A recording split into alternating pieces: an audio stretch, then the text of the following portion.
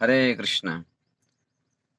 अहो बतम महत पापम कर्तव्यवस्तव्यम यद्रा सुख लोवे न हंतु स्वजन उद्धता। ये 44 नंबर श्लोक है। अब यहाँ पे अर्जुन बता रहे हैं कि मैं कितना बड़ा पाप करने जा रहा हूँ।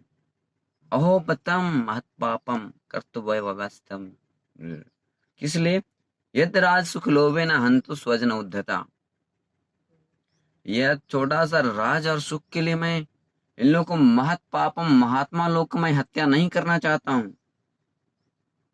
ये पूरा एकदम फ्रस्ट्रेट हो चुके हैं अर्जुन। अब लास्ट 2-3 श्लोक बचा है बस। इसमें बता रहे हैं कि मैं युद्ध नहीं करने जाऊंगा, मैं ऐसे लोगों को मारूंगा नहीं। किस लिए? क्योंकि थोड़ा सा राज और थोड़ा सा सुख के लिए फिर तो ये राज भी शाश्वत नहीं है, राज खत्म हो जाएगा। बहुत से लोग इस पृथ्वी पर राज किए हैं और चले गए, लेकिन अभी वही अर्जुन बता रहे हैं कि वही चीज बता रहे हैं। यद राज सुख लोभे न हंतु स्वजन उद्धत।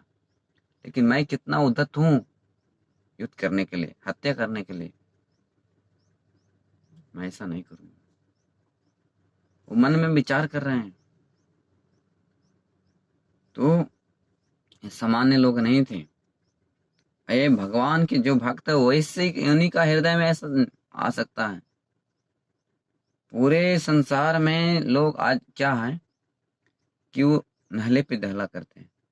अगर वो कुछ किसी को कष्ट दिया तो दूसरा आदमी सोचता है मैं इसको और दिखा दूंगा। मैं वो और मारने के लिए चाहता है और दूसरा कुछ करने के लिए चाहता है। ये सारे भगवान के भक्ति का लक्षण नहीं है। इसीलिए आज भगवान के भक्तों का जहां भी जाते हैं वो तीर्थ बन जाते हैं। इसीलिए आज कृष्ण भावना भावित का श्रीमद् भगवत गीता का उपदेश पूरे संसार में प्रचार करने की जरूरत है। लोग समझे और कृष्ण का भक्त बने तो हमारा संसार में शांतिमय जीवन यापन हो सकता है। अभी संसार में इंसान तो नहीं, छोटी छोटी बात के लिए झगड़ जाते हैं। इनको पूरे जीवन तक सारे पांडवों का कष्ट मिला।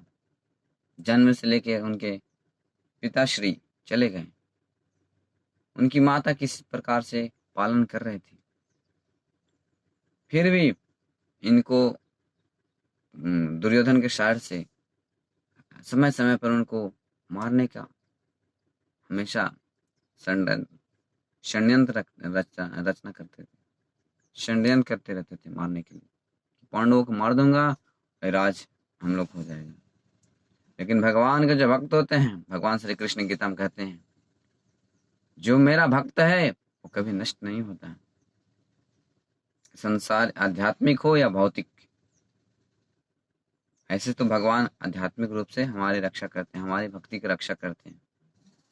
ऐसे दूसरा अध्याय में 40 नंबर श्लोक में बताते हैं नेहाभिकरुणाशस्ति प्रत्यवायो न विद्यते स्व अल्पस्य धर्मस्य त्रायतो महतो भयात।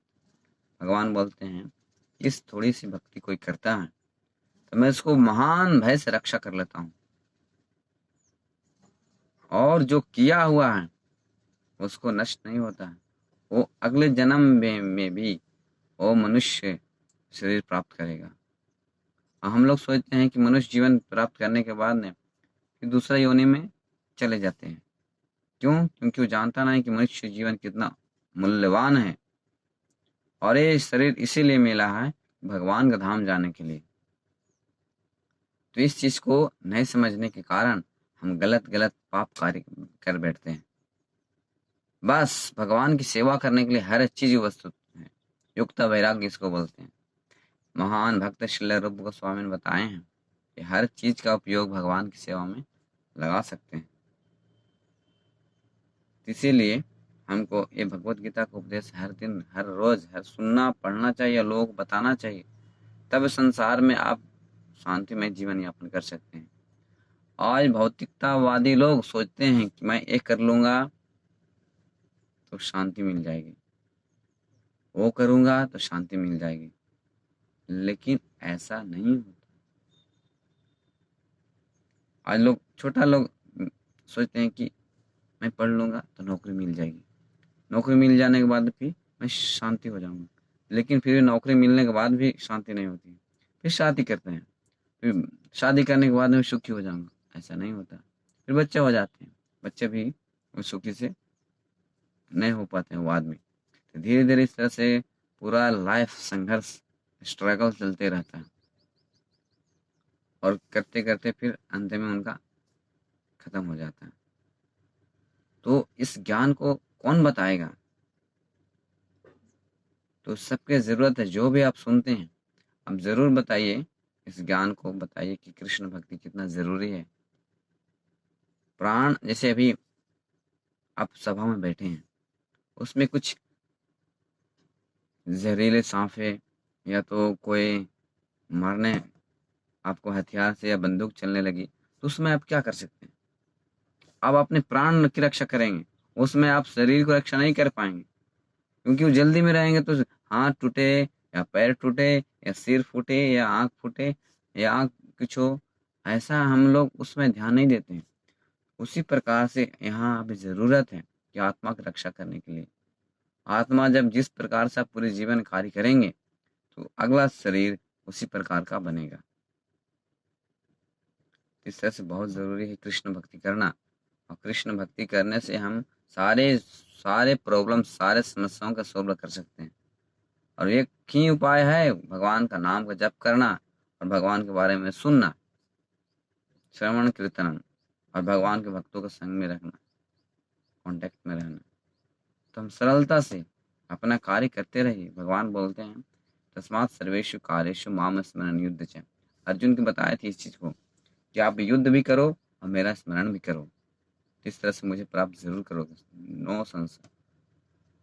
इस तरह से आप करो, घर में कार्य है, कुछ भी है, नौकरी है, धंधा है, बिजनेस है, सारे कुछ कीजिए, लेकिन साथ साथ में कृष्ण भक्ति को हाथ से मत जाने दीजिए।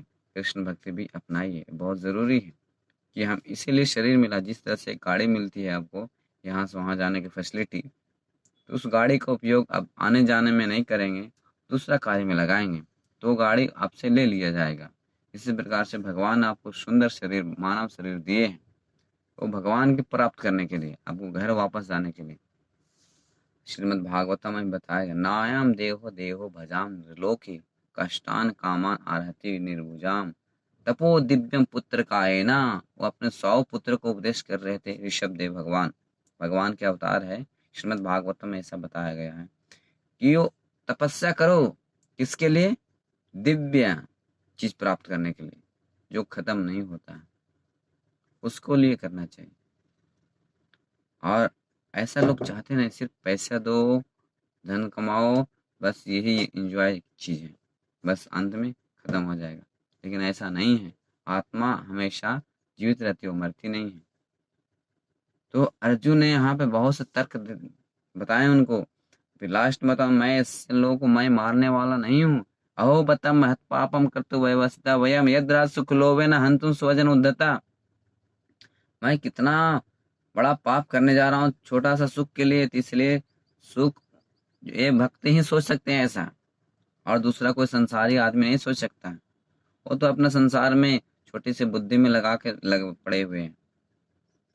इसलिए बहुत जरूरी है कृष्ण का भक्त बनना। कृष्ण भक्त बनने से सारे गुण, उनके देवताओं के गुण आ जाते हैं। तो जितना हो सके आप भगवान का जप कीजिए। हरे कृष्णा कृष्ण कृष्ण हरे हरे, हरे राम राम राम हरे हरे। और भगवत गीता के बारे में सुनिए, पढ़िए, भागवतम सुनिए और अपना जीवन को सफल बनाइए। हरे कृष्णा।